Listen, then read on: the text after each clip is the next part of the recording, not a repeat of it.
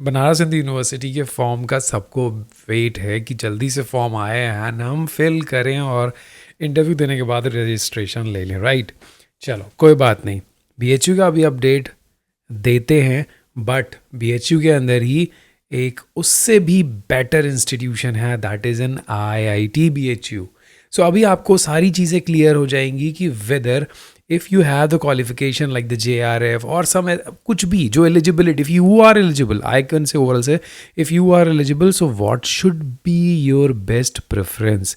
Either the university, the institutes, the department which are inside the BHU, or the IIT which is itself an autonomous institute inside the BHU.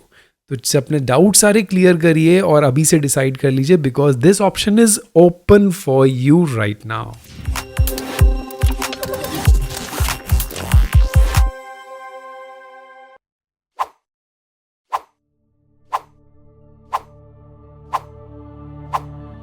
So this is the main website of IIT, Indian Institute of Technology, that is BHU.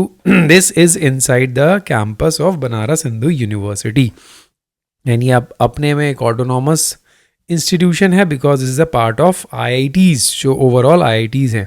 अब आप इसको scroll down करेंगे, so you will get to know that the PG admission, काफ़ी लोग यहीं से confuse हो जाते हैं और वेबसाइट को देखते ही नहीं है, because there is nowhere written PhD, right? And this is most of the IITs follow, because IITs basically follow the UG and PG categorization. UG means undergraduate course and postgraduate मतलब masters or PhD. So once you click on this website, you will be transferred directly to the PG admission portal. तो PG admission में जो भी open होगा वो आपको दिख जाएगा. And now the online application for the admission to the PhD program. Here you can see that there is a PhD program is open for you. अब इसके अंदर बहुत इंपॉर्टेंट पॉइंट्स हैं। वेबसाइट देखने के बाद, इंस्ट्रक्शन देखने के बाद, I can guarantee that most of you miss the major information, because brochure और application procedure is very lengthy. चलो अभी हम बिल्कुल डिटेल में कवर करेंगे, और उसके साथ और उसके बाद ये भी डिस्कस करेंगे why you should choose the IIT instead of BHU, और that depend on your preference. हम ये सारी चीज़ें डिस्कस करेंगे इन बिटवीन और at the end of the session. So अगर आप इसके एप्लीकेशन प्रोसीजर में जाएंगे, सबसे पहले हम डेट्स देख लेते हैं। ये आज ही ओपन हुआ है, मतलब कल हुआ है रात के 12 बजे। सो एप्लीकेशन ओपन है, और जो लास्ट डेट है एप्लीकेशन की, दैट इज़ द 20 नवंबर। यानी आपके पास ओनली 15 डेज हैं to fill this form. So please share it to everyone. BHU का वेट ना करो, जो अभी आया उसको अप्लाई करो। उसके बाद आपका नोटिफिकेशन आ जाएगा, देन इंटरव्यू होगा, शॉर्ट लिस्टिंग होगी, and finally you will get the admission. First withdraw from admission, wait list activate हो जाएगी, और इससे करते करते फाइनली क्लासेस आपकी at the end of this December start हो जाएंगी। सो ये था पेज डेट्स का। इंस्ट्रक्शंस देख लेते हैं। इंस्ट्रक्शन देखने के बाद हम मेन देखेंगे। इंस्ट्रक्शन में आपको पहले रजिस्ट्रेशन करना है, लॉगिन बनाना है, सब कुछ ऑनलाइन है। प्रोग्राम सेलेक्ट करना है, प्रोग्राम कौन सा सेलेक्ट करना है वो अभी हम डिस्कस करेंगे, बहुत ज़रूरी, बिकॉज कई बार लोग यहीं पे गलती कर देते हैं और फिर बाद में ये देखते हैं कि सर लास्ट फॉर्म के अंदर ये ऑप्शन ही नहीं आ रहा है। फिर IIT और IT team will be responsible. ऐसा बिल्कुल नहीं होता, ठीक है। आपको कैसे अपलोड करना है, कैसे डिटेल्स फिल करनी है, फीस सबमिट कैसे करना है, कौन कौन से मैंडेटरी फॉर्म्स हैं, mandatory applications, please don't forget. PhD program है तो referees detail is very very very important. मेरे कई सारे नोन स्टूडेंट्स हैं जिनको मैं पर्सनली जानता हूँ, they sometime add my reference, but only for those whom I personally know, because यहाँ पर रेफरेंस देना होता है, it's not a simple job, right. तो referees detail is very very important for the PhD programme. Publication detail is also very important, इसीलिए मैं आपको बोलता हूँ हमेशा कि आप मास्टर से ही एक्टिव हो जाओ। तो अभी हम इंस्ट्रक्शंस पे और आएंगे, फिर आएगा सेल्फ डिक्लेरेशन, उसके बाद आपको फॉर्म डाउनलोड करना है, and this is the final step. अब उसके अंदर क्या क्या चीज़ें फिल आउट करनी है, this is very common, I guess आपके पास ये सारी इन्फॉर्मेशन होगी। इसको मैं डिस्कस नहीं करूँगा, otherwise the waste of time. Only 500 rupees for general OBC and 250 rupees for the category students. तो बहुत ही कम नॉमिनल फीस होती है इसकी. फिर आपका वर्क एक्सपीरियंस, रेफरेंस डिटेल, ये सब बिल्कुल बेसिक चीज़ है, इसको हम अभी डिस्कस नहीं करेंगे. आपको किस कैटेगरी में करना है ये हम सारी चीज़ें ब्रोशर में डिस्कस करते हैं, ये बहुत ही इंपॉर्टेंट है. सिर्फ रेलिवेंट इन्फॉर्मेशन डिस्कस करी जाएगी, उसके अलावा जो भी डाउट होगा you just drop down your comments. See this is the PhD program. अब सबसे पहले आपको देखना है कि पीएचडी प्रोग्राम आप किस में एलिजिबल हो. So you are eligible in the full time regular registration category, or you are eligible for the second is, just wait, full-time external registration category. The third is full-time sponsored registration category, and the fourth is part-time registration category. So this is very important. आप किस seat के अंदर आ रहे हो, ये चार को समझना बहुत ज़रूरी है. तो मैं सबसे पहले आपको बिल्कुल सिंपल लैंग्वेज में समझा देता हूँ, उसके बाद इसके डीप में जाते हैं. So full time regular registration category, इस कैटेगरी को समझने की ज़रूरत नहीं है. जितने भी आप सेंट्रल यूनिवर्सिटीज़ में, जितने भी ऑटोनॉमस इंस्टीट्यूट में, जितने भी यूनिवर्सिटीज़ या फिर किसी और कॉलेजेस में आप अप्लाई करते हो जहाँ पीएचडी करने के लिए, वो होती है फुल टाइम रेगुलर कैटेगरी, जिसमें आप रजिस्ट्रेशन लेंगे एंड बाकी सारी चीज़ों को छोड़ के you have to only do the PhD for the regular, on regular basis. Regular means आप रेगुलरली वहाँ अटेंडेंस फॉलो कर रहे हो, रेगुलरली क्लासेस कर रहे हो और रेगुलरली यूनिवर्सिटी या ऑर्गेनाइजेशन में जा रहे हो, right. So this is a full time regular registration category. Second category पहले डिस्कस कर लेते हैं, उसके बाद की चीज़ें बहुत छोटी सी है.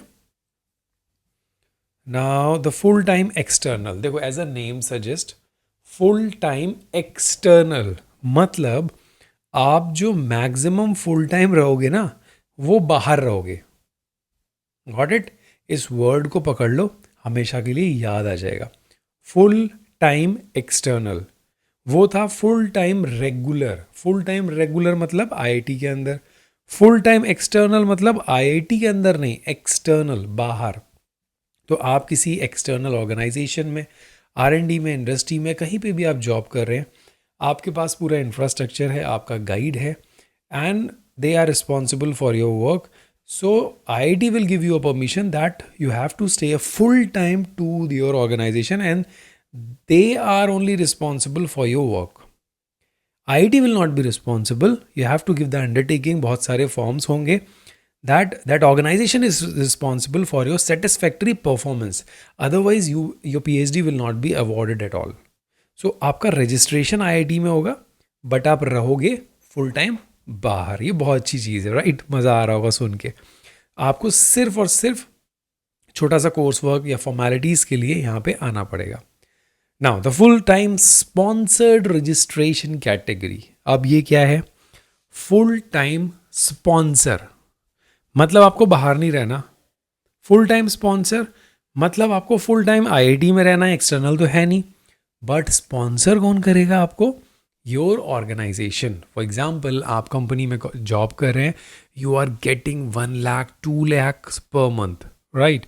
And your industry is ready that you do your PhD, go do your research and come back. So salary आपको स्पॉन्सर मिलेगी वहाँ से, बट आपको रहना पड़ेगा कैंपस में. See, such students have to complete the requirement of the program by staying on campus for the full duration of the program. So you have to stay throughout the duration. This is just like a regular, but you will get a salary, everything from your sponsored organization, right? Now the part-time registration, ये किसके लिए? ये उनके लिए है जो लोग already job कर रहे हैं, परमानेंट स्टाफ हैं, कोई किसी इंस्टीट्यूट में फैकल्टी मेंबर हैं, आसपास किसी यूनिवर्सिटी में, किसी भी ऑर्गेनाइजेशन में. तो वो लोग 50 किलोमीटर के इंस्टीट्यूट की रेंज में होना चाहिए. Then only you will do the part time. Part time का मतलब ये नहीं है आप गुजरात में वर्क कर रहे थे, आईआईटी बनारस के अंदर आप पीएचडी रजिस्ट्रेशन ले लो. Not possible. यूजीसी ने ये रूल हटा दिया है. अभी कहीं भी ऐसा पार्ट टाइम मोड की जो पीएचडी डिग्री होती है, that is completely invalid, right. तो ये मैंने कैटेगरीज आपको समझा दी. अब बहुत ही सिंपल सी चीज़ है, फॉर्म भरने का आपको समझ में आ गया. इंजीनियरिंग डिसिप्लिन के अंदर मिनिमम क्वालिफिकेशन क्या होगा, यहाँ बिल्कुल क्लियरली लिखा हुआ है, मास्टर्स डिग्री कितना परसेंटेज इन ऑल।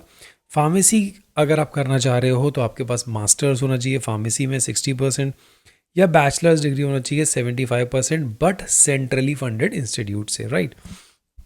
तो इसी तरीके से पीएचडी साइंस में मास्टर्स होना चाहिए या 4 साल का बैचलर्स है, then also you are eligible for direct admission, but it must be from the central government institute, right. Similarly humanity, तो ये जितने भी डिसिप्लिन है उन्होंने बहुत ही क्लियरली दे दिया है। फाइनेंशियल असिस्टेंस की अगर बात करें तो जो भी यहाँ पे पीएचडी में एडमिशन लेगा उसको इंस्टीट्यूट असिस्टेंटशिप मिलेगी ही मिलेगी, but such student must have qualified any GATE और जी पैट और नेट और एलएस, कुछ भी क्वालिफाई होना चाहिए। आप यहाँ पर स्टूडेंट्स की क्लासेस लेंगे and you will gate 37,000 per month, और ये बढ़ जाता है 8 घंटे पर वीक आपको लेना होता है। Don't worry, it is very simple, बहुत ही ईजिली मैनेज हो जाती हैं क्लासेस। अगर आपके पास खुद की फेलोशिप है देन एक्टिवेट कर लो, या बहुत अच्छी फंडिंग्स होती हैं when you will apply in the through funding agency, then you will get a you will definitely will be preferred because you are in IIT, this IIT is in BHU, आपको double preference मिलेगा। चलिए अब हम बात करते हैं why you choose IIT BHU instead of BHU. See this is an IIT. अगर आप एक बहुत बड़ी बड़ी फंडिंग के बारे में सोच रहे हैं तो आपको आईआईटी ही प्रेफर करना चाहिए, बिकॉज कई सारी एप्लीकेशंस, कई सारी जो फंडिंग्स होती हैं वो आईआईटीज़ को ही मिलती हैं। जब आप अप्लाई करेंगे वो fundings, then you will get to know the benefit. दूसरी इंपॉर्टेंट चीज़ ये है कि आईआईटीज़ को रेगुलर फंड्स आते हैं from various sources because their infrastructure are very good compared to the universities, compared to the UGC. So they have a very good source of funding. They have very good high equipped laboratories. Third important thing, this is very clear and this must be followed throughout the IITs. You will get a very good faculty compared to the universities. अगर यहाँ 10 faculties है ना, so they are equivalent to 20 faculties in the university, because all are concrete focused faculty, और सबके पास international exposure होता है जो universities में नहीं मिलता है। स्टेट में बिल्कुल भी नहीं मिलता, सेंट्रल में मिल जाता है, बट आईआईटीज़ में आपके जितने भी गाइड होंगे they all are professionally trend.